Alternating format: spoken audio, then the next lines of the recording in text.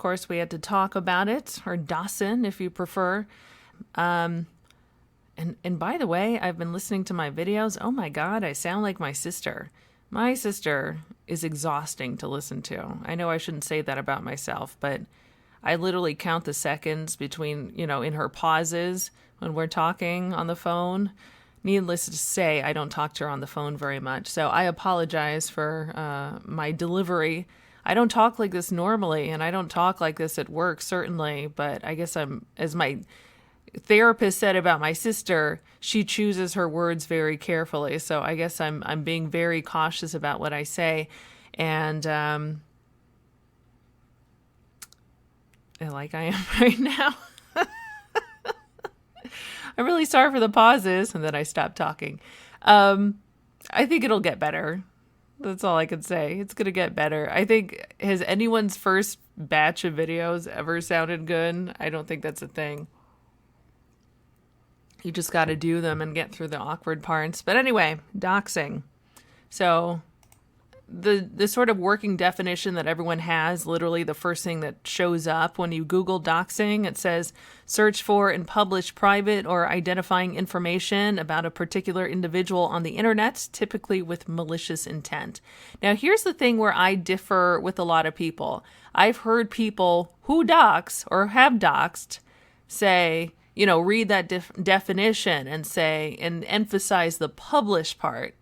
Now, I personally feel like the searching part is a part of doxing. Even if you're just doing it yourself, sort of for your own edification, I consider looking up someone to be doxing. But here's the thing, if that's the definition of doxing in my eyes, then I've done it myself. Because if I see a name or hear a name or something, or like enough personal, this is going to sound terrible, if there's enough personal information disclosed where it should be fairly easy to look up someone, I typically will, just out of curiosity. Yeah, that makes me creepy. I guess, I just outed myself. So I guess I'm a dosser. But obviously I don't, disclose it with anyone, share it with anyone, publish it, anything like that. I don't talk to anyone behind the scenes anyway. So I don't know who I would even share it with. But yeah, I'm oddly sensitive about doxing. It's become so commonplace now because on one hand, you're kind of like, well, everyone does it and you can't throw us all in jail. But on the other hand, I've considered a lot of things doxing that other people wouldn't. Like anytime someone's real name is used, I'm like, that's doxing. You doxed. Oh my God, there's doxing. Someone call the police, which that happens a lot too. I don't like it when even if their name has fully been, published, announced, whatever, I don't like people's real names. That makes me really uncomfortable. And if there's information that everyone has heard, someone doxed somebody and there's information out there that's kind of general knowledge, if it's even brought up again, I consider that to be doxing. And I've heard a lot of people say, oh, well, I didn't dox, that information was already public knowledge. And I'm still like, but you redoxed, you doxed again. And that, that bothers me. And doxing has become so commonplace and a lot of people take it in stride. They're like, well, I made it. I've been doxed, or, everyone's getting doxed. And the chances of anyone pursuing you or doing something to you are kind of slim. And yes, I know people certainly use doxed information to do nefarious things. I don't deny that. But for the most part, it seems like doxing is so commonplace now that if you do get doxed, there's probably no one coming to your house. There's probably nothing, nothing bad's going to happen. But really, in its essence, doxing is a form of terrorism. It's the fear. It's fostering fear in someone. So even though the chances of something happening to you because your information is out there, it's pretty unlikely. But there's always the possibility. It's the threat. It's the worry, the feeling that something could happen to you. That's the real danger of doxing. So it takes an emotional toll on people. And I think even if they say, I'm doxed, whatever, it's cool, I think if they're functioning properly, there is this feeling of, something could happen. And that's really what doxing is all about.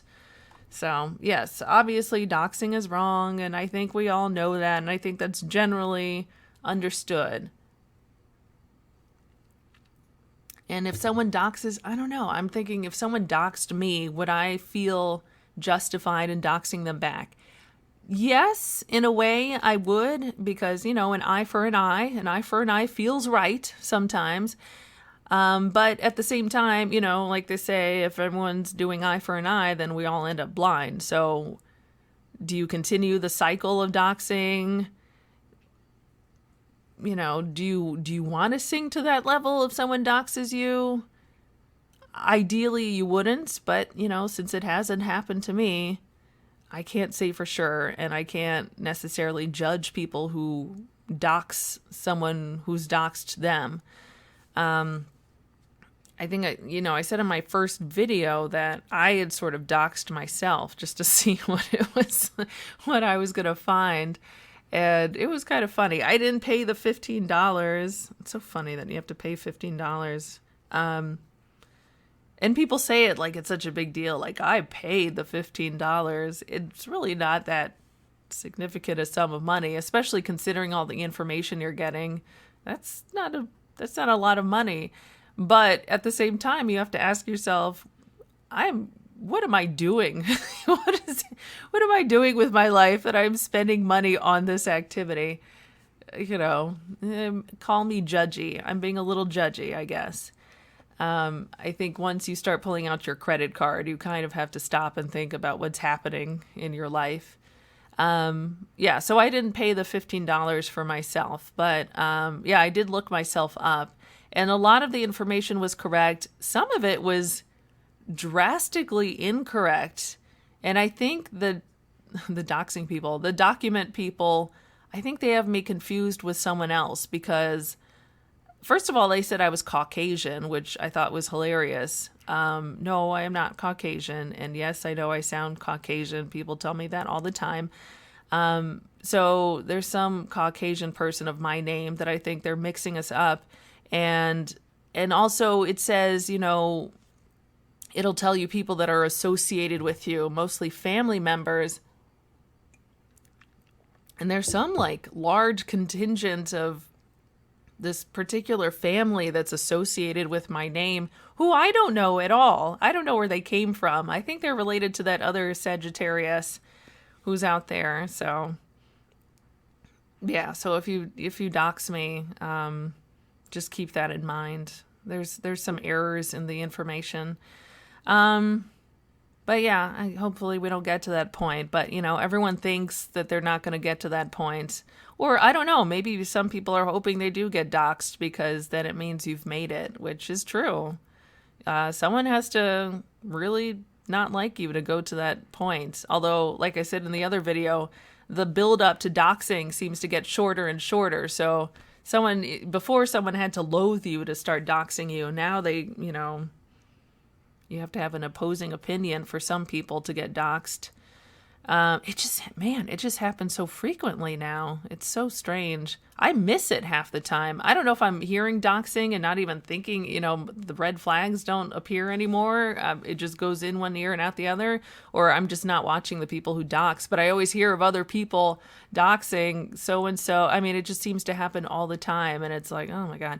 And is this the final frontier, or is there going to be some new level of emotional, informational terrorism that we're going to go through? Like, what's the next level after doxing, when doxing becomes boring? I don't know. I shudder to think.